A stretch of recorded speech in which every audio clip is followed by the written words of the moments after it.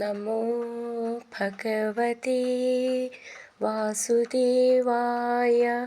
ഹരിമുരളീരവത്തിലേക്ക് എല്ലാവർക്കും സ്വാഗതം. നാരായണായ നമ നാരായണായ നമ നാരായണായ നമ നാരായണ നാരായണായ നമ നാരായണായ നമ നാരായണായ നമ നാരായണ. ഇന്ന് നമുക്ക് 5ഉം 6ഉം ശ്ലോകങ്ങൾ നോക്കാം. ശ്രീമന് നാരായണീയം ദശകം 68 ഗോപീജന പുനഃസമാഗമം. ശ്ലോകം 5. വികരുണോ വനേ സംവിഹായ മാം അപഗതോസി കാ ത്വാമിഹ സ്പൃശേത് ഇതി സരോഷയാ താവദേകയാ സജലലോചനം വീക്ഷിതോ ഭവാൻ. നമുക്ക് ഈ ശ്ലോകത്തിലെ വാക്കുകൾ പിരിച്ചിട്ട് അതിൻ്റെ അർത്ഥം നോക്കാം. വികരുണോ വനേ സംവിഹായ മാം അപഗതോസി കാ ത്വാം ഇഹ സ്പൃശേത് ഇതി സരോഷയാ താവത് ഏകയാ സജലലോചനം വീക്ഷിതോ ഭവാൻ. നമുക്കിതിലെ വാക്കുകളുടെ അർത്ഥം നോക്കാം.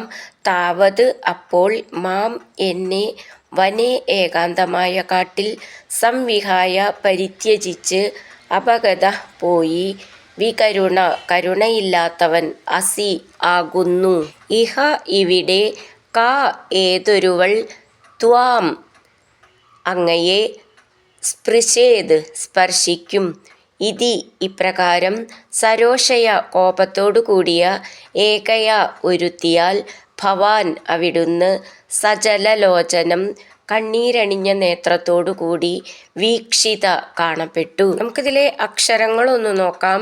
വികരുണോ വനേ സംവിഹായ മാം അപഗതോസി കാ ത്വാം ഇഹ ചേർത്തിട്ട് ത്വാമിഹ സ്പൃശേത് ഇതി സരോഷയാ താവത് ഏകയാ ചേർത്തിട്ട് താവദേകയാ സജലലോചനം. ഇവിടെ ശ്രദ്ധിച്ചോളൂ, സജല എന്നുള്ളതിന് ജ എന്നാണ് സജല. ലോചനം അവിടെ ച എന്നാണ്, അവിടെ ജ എന്നായി പോകരുത്. ലോചനം.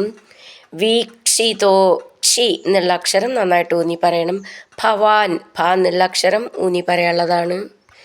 വികരുണോ വനേ സംവിഹായ മാം അപഗതോസി കാ ത്വാമിഹ സ്പൃശേത് ഇതി സരോഷയാ താവദേകയാ സജലലോചനം വീക്ഷിതോ ഭവാൻ.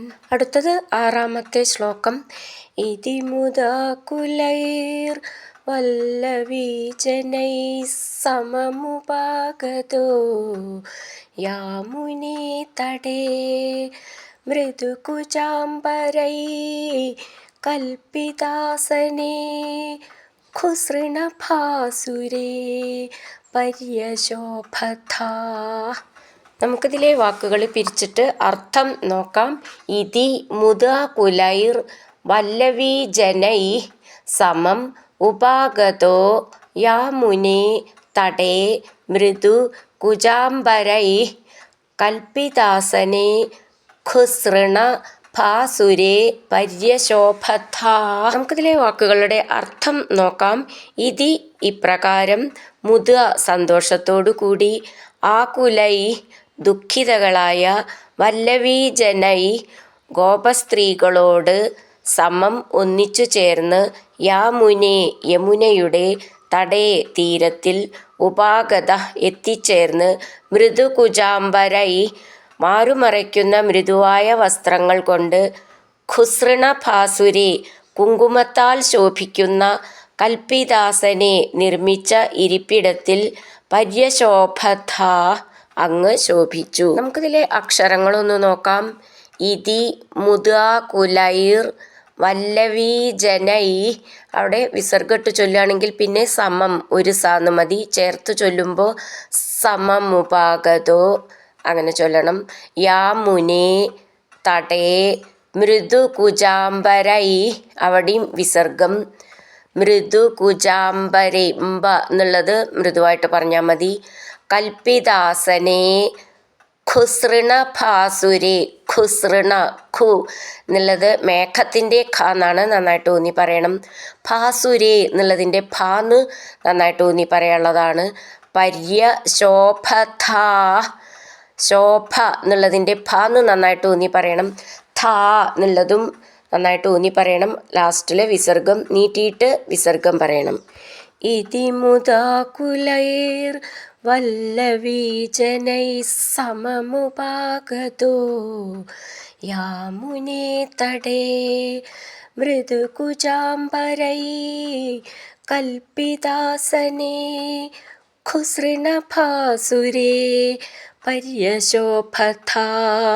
ഹരിനാരായണ ഗോവിന്ദ ജയ നാരായണ ഗോവിന്ദ. ഹരിനാരായണ ജയ നാരായണ ഗോവിന്ദ ഗോവിന്ദ ഗോവിന്ദ.